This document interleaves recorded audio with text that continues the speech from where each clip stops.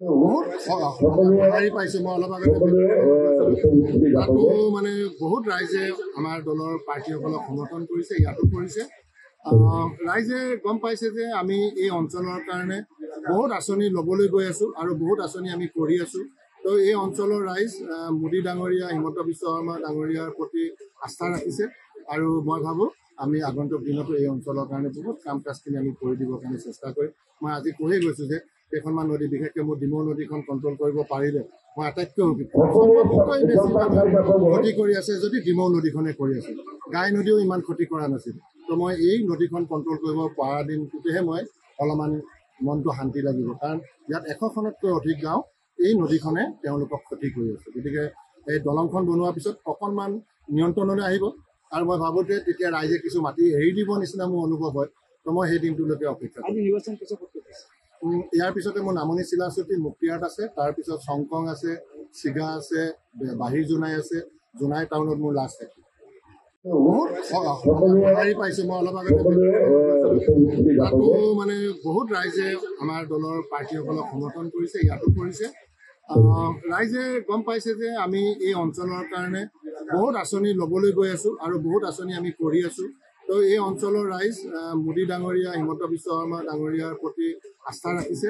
আৰু মই ভাবোঁ আমি আগন্তুক দিনতো এই অঞ্চলৰ কাৰণে বহুত কাম কাজখিনি আমি কৰি দিবৰ কাৰণে চেষ্টা কৰিম মই আজি কৈয়ে গৈছোঁ যে কেইখনমান নদী বিশেষকৈ মোৰ ডিমৌ নদীখন কণ্ট্ৰল কৰিব পাৰিলে মই আটাইতকৈ বেছি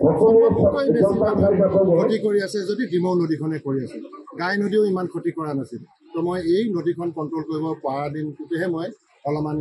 মনটো শান্তি লাগিব কাৰণ ইয়াত 100খনতকৈ অধিক গাঁও এই নদীখনে তেওঁলোকক ক্ষতি কৰি আছে গতিকে এই দলংখন বনোৱাৰ পিছত অকণমান নিয়ন্ত্ৰণলৈ আহিব আৰু মই ভাবোঁ যে তেতিয়া ৰাইজে কিছু মাটি এৰি দিব নিচিনা মোৰ অনুভৱ হয় তো মই সেই দিনটোলৈকে অপেক্ষা ইয়াৰ পিছতে মোৰ নামনি চিলাচুটি মুক্তিয়াত আছে তাৰপিছত চংকং আছে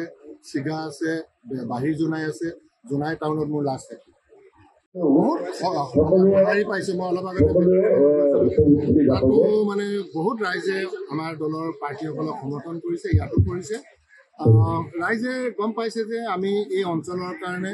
বহুত আঁচনি ল'বলৈ গৈ আছোঁ আৰু বহুত আঁচনি আমি কৰি আছোঁ তো এই অঞ্চলৰ ৰাইজ মোদী ডাঙৰীয়া হিমন্ত বিশ্ব শৰ্মা ডাঙৰীয়াৰ প্ৰতি আস্থা ৰাখিছে আৰু মই ভাবোঁ আমি আগন্তুক দিনতো এই অঞ্চলৰ কাৰণে বহুত কাম কাজখিনি আমি কৰি দিবৰ কাৰণে চেষ্টা কৰিম মই আজি কৈয়ে গৈছোঁ যে কেইখনমান নদী বিশেষকৈ মোৰ ডিমৌ নদীখন কণ্ট্ৰল কৰিব পাৰিলে মই আটাইতকৈ বেছি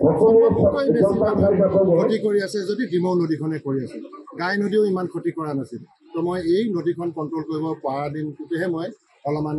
মনটো শান্তি লাগিব কাৰণ ইয়াত 100খনতকৈ অধিক গাঁও এই নদীখনে তেওঁলোকক ক্ষতি কৰি আছে গতিকে এই দলংখন বনোৱাৰ পিছত অকণমান নিয়ন্ত্ৰণলৈ আহিব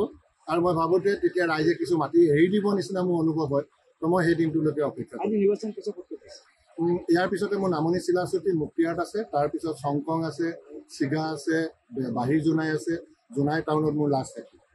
যিকোনো খবৰৰ বাবে যোগাযোগ কৰক 7099017330 লগতে 7099017110 নম্বৰত